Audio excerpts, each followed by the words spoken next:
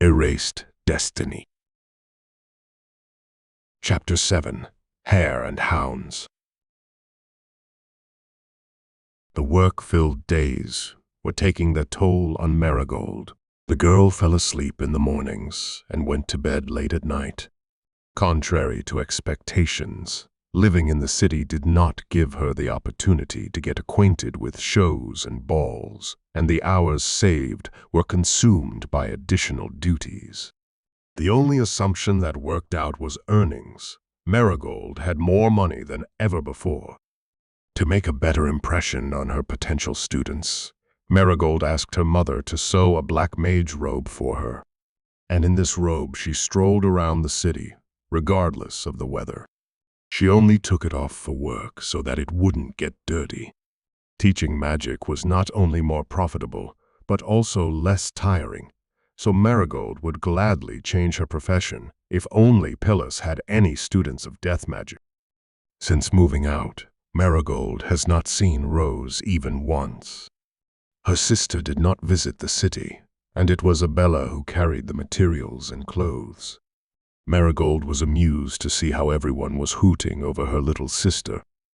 Trying not to make any noise, Merigold went down to the bathroom. She quickly splashed her face with water, tied up her hair, and went down to the studio. She had to get the cloth out of the bath, otherwise it would get a brownish color instead of yellow. Merigold was so focused on the task that she didn't notice the uninvited guest. Amanda was still asleep, so the girl did not expect to find anyone in the house. Good morning. Joanna greeted Merigold in the most icy tone she could muster. Good morning. I am very sorry, but we are closed at this hour. We would be grateful if you could return at 10 in the morning.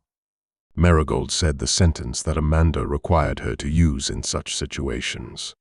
She didn't look at Joanna, poured water from the barrel into the gutter. Joanna pretended to not hear anything. She waited inside the studio until Merigold rinsed the barrel in the river, hung the cloths on the poles, and finally directed her steps to the kitchen to rinse her hands and make herself breakfast. I want to sign a contract with you. The contract? I'm not 16, so I can't sign anything myself. Could you talk to my parents instead? Your parents will not mind your education at the Crystal Palace, right? I heard you're a capable adept. I want to finance your trip and your education. On one condition, that you leave Sintra before the end of the month and do not return here unmarried. The request was so unreasonable that Merigold stopped eating. Joanna was ready to pay her for disappearing from Sintra, from Jargon's life. Joanna took out a bag of coins from her coat pocket and started shaking it. Merigold estimated the value of the gift at 50-60 silver coins. In the past, the sight of a sizable purse would have charmed Merigold enough that she might have agreed to her neighbor's terms. But after ransacking a bandit camp and being hired as Umi's teacher, Merigold valued other things more. Therefore, she turned her back on the uninvited guest and made herself another sausage sandwich. Think about it. You'll never earn that much yourself. Besides, you were going to leave Sintra anyway, right? A year doesn't make a difference. I have to talk to my parents. Do you know how much it costs to study at the palace? 10 silvers a year. As long as you actually have a talent for magic, this money is more than enough to cover the expenses of your education and your upkeep. 10 silvers for a year's tuition seemed to Merigold a vastly underestimated amount. Pillas charged students 20 to 50 silvers a year, depending on their exam results. For 1 hour of tutoring, given to Merigold was getting 5 coppers. For 1 hour. The offer is valid for 5 days. I am waiting for your answer. Goodbye. Accepting money from Joanna filled Merigold with disgust. She had no intention of leaving like this, but wanted to discuss the topic with her parents. Therefore, she got somehow upset when her mother didn't visit her. Usually she would arrive at noon to exchange sewn clothes for fabric, to collect payment for the job done and to do some shopping. That day, Abella didn't come. Merigold was a bit worried for her mother. Hey, Goldie! I have passed my fire magic exam today. I am so happy. It is all thanks to you. The questions were exactly the same as you said. Great, you put a lot of effort into it, so it was obvious that you would pass. Now you should practice fire arrow and fireball for your next exam. May disagreed. They spent the whole evening repeating the required gestures, incantations, and the necessary theory, so she was tired of learning and wanted to do something more pleasant. Merigold hoped that after the exam Hume would go to bed. Unfortunately, the girl seemed to gush with energy, which could not be said of her teacher. Despite helping herself with a regenerative spell, Merigold dozed off over boiling decoctions. Daily practice with an extremely grueling spell increased Merigold's power deposits, but not enough for the girl to compare with gifted youngsters like If she wanted to study at the palace, she had to pass the entrance exams, and one of the criteria for selecting adepts was precisely the power test. The test that Merigold was sure she would fail. It was the main reason she didn't want to go to palace yet. Shall we go to the river? I took a blanket and sandwiches. It's a shame to sit in the town in such beautiful weather. Very happy to do so. Just be back by 8 because the water from the barrels needs to be poured out. Merigold waved her hand to the dyer and followed him. Because of her young and promising student, Merigold had to reduce her hours of fabric dyeing to 6 a day and considered further reduction. They walked down the crowded street toward one of the city gates. Merigold had learned to ignore the supposedly unobtrusive bodyguards the mayor hired to guard his daughter. They accompanied them every time left the school, at a restaurant, on a walk, while learning spells outdoors. The girls walked along the cobblestone road, and Merigold watched from the corner of her eye the bodyguards, whose number increased with each passing moment. Etienne sensed the threat before the bodyguards made any move. She raised her hands above her head and said, "Dense fog." She grabbed hand, and they teleported to a built-in balcony. "Hush, we are being followed. I sensed their intention to abduct you." Kidnapping? Great! It's better than a picnic by the water. That remains to be seen. The illusion did not evaporate in contact with the hot, sun-filled air. The weather anomaly interested, though it outraged more, the suburban residents who were loudly protesting against the school and the frisky kids who attend there. Teach me that spell, please. It is water magic, right? No, it is not. That fog is a product of elementless magic. It is not real. In such weather conditions, an ordinary fog would disappear too soon. Plus, to cast it, you need to use both water magic and air magic. As I said before, you have no talent for air magic, so I would recommend you learning an elementless variant, which I have just demonstrated. Yumi raised her hands and tried to create something magical, while Merigold felt her emotions slowly being replaced by something else. Something external, stronger than the excitement of the battle ahead of her. Calmness of a person who got used to similar incidents, and they had bored her to death. The summoning of an inferior demon.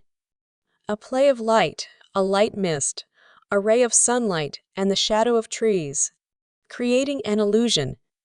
The demon took on its back. Thanks to the illusion, both Merigold and Demon Ume looked like young men, dark-haired, with a stature more like warriors than mages. You make such nice illusions. Keep your voice down, and don't squeak. Illusions don't change the tone of your voice. Besides, you look like a boy now, so please try to act like one. Tien used poison ivy to climb to the roof.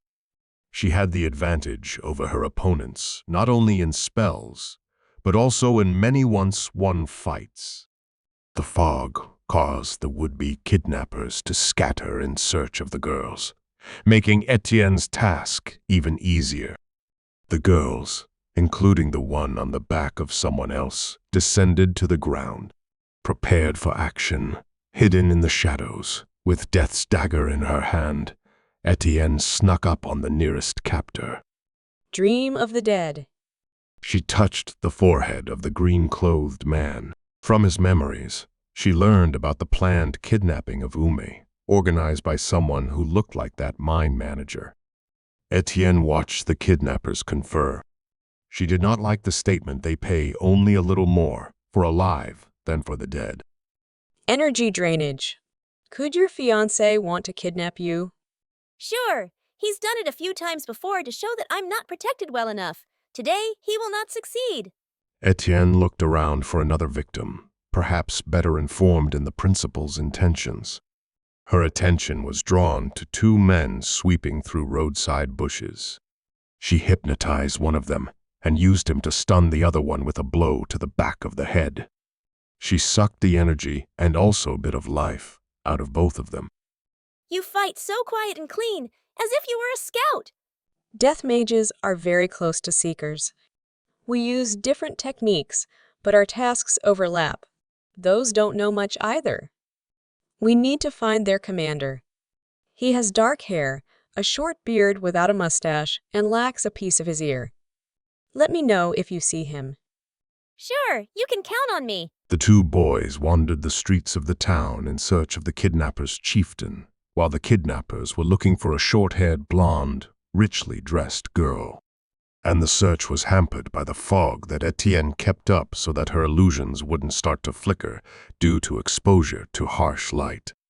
Following red shapes visible to eyes of death, Etienne walked into a blind alley. High stone fence separated her from her prey. Before Etienne climbed the fence, kidnappers surrounded them. With dagger against the swords, deprived of any directly offensive spells, Etienne casted light spell to blind her opponents. She used poisoned ivy to pull herself and They didn't expect fog to be cleared out and archers to be waiting for them on one of Sintra's squares. Etienne reflexively pressed against the wall and stood in front of her. With a flimsy dagger in her hand, she faced a group of armed men. What she wanted most in the world was to cast the dragon's breath. Tried to cast rain of meteors, but she failed. Only few stones fell down on the street. She was too scared to be of any use to Etienne, who planned to cast power-taking curse on her student. One precise arrow hurt her hand, making it even more difficult to fight on arms. Etienne waved her hand, like she always did. The black blade of defeat now belonged to someone else, and so did the sword of the ruler, but perhaps, at least, the scythe would like to appear. My beloved sword. You came back to me, on the power of death, the word of power. The spell lengthened the magic blade, turning it into a two-handed sword curved at the end. According to warrior's leader Werneth, it was closer to a saber than a sword, but Etienne preferred the term sword. Without reinforcement, the black blade of defeat definitely belonged to the short one-edged swords, although it, too, to the undersized Merigold, seemed a great weapon. Like during the duel with Anan, devoid of spells again. Just where did Fidelis go? Flashes of her former life filled the girl's thoughts for a moment, only to immediately give way to observations of the battlefield. Armed with a black sword, Etienne attacked her enemies. She enclosed Yume in a cage of purple rods, interspersed with ivy for protection from arrows, so she could concentrate on killing her opponents. The cobblestones were quickly covered with red flowers of irregular shapes. Although Merigold was inferior in speed of movement and endurance to the undead Etienne, she possessed similar agility and strength.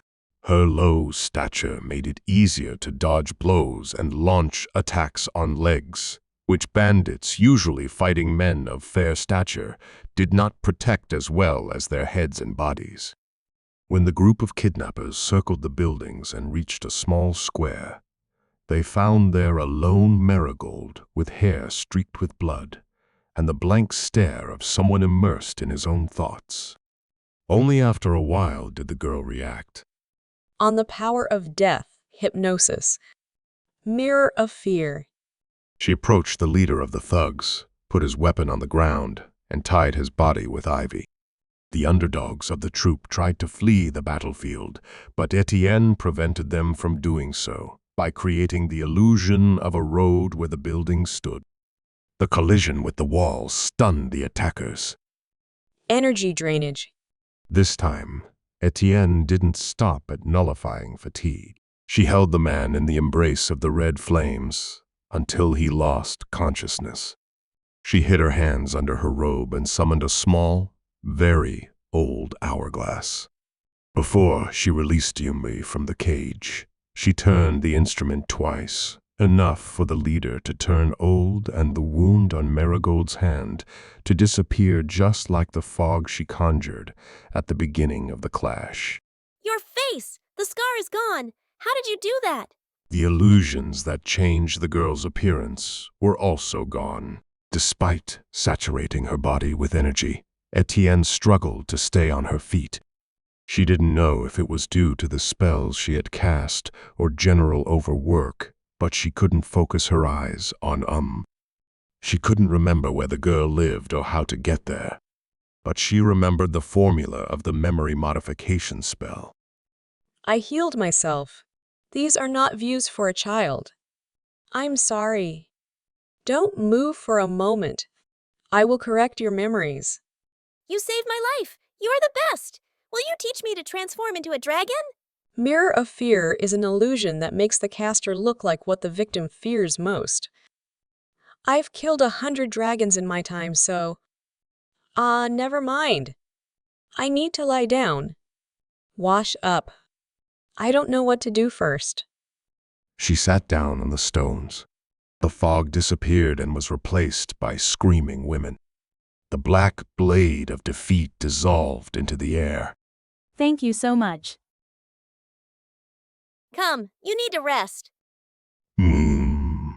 Threw her teacher's arm around her neck, and together they headed toward the city center. On the way, Merigold washed herself in the river. She lay down on the stony bank and waited for the water to rinse the blood and dirt from her. The summer sun quickly dried the girl's clothes and hair, so they arrived at Umi's house in proper condition. Merigold hoped they wouldn't lock the bandits in some office while waiting for the mayor to decide what to do with them. The girl didn't see any dungeons in any of the watchtowers she'd visited before. They didn't even have basements there, so where were the criminals kept while awaiting trial? This is what Merigold did not know, nor did she have the strength to try to find out. I have to go to bed. Please, I'm about to pass out. I've casted too many spells. But we are going to bed. A pile of hay or a secluded lawn would suffice for Merigold. Her legs tangled and her gaze wandered through the rooms. My bedroom, do you like it? It's lovely. Merigold laid down on the carpet. She fell asleep faster than protested. The girl took off the teacher's robe and took it to wash. She put a pillow under Merigold's head, covered her with a quilt, and left her in the room alone.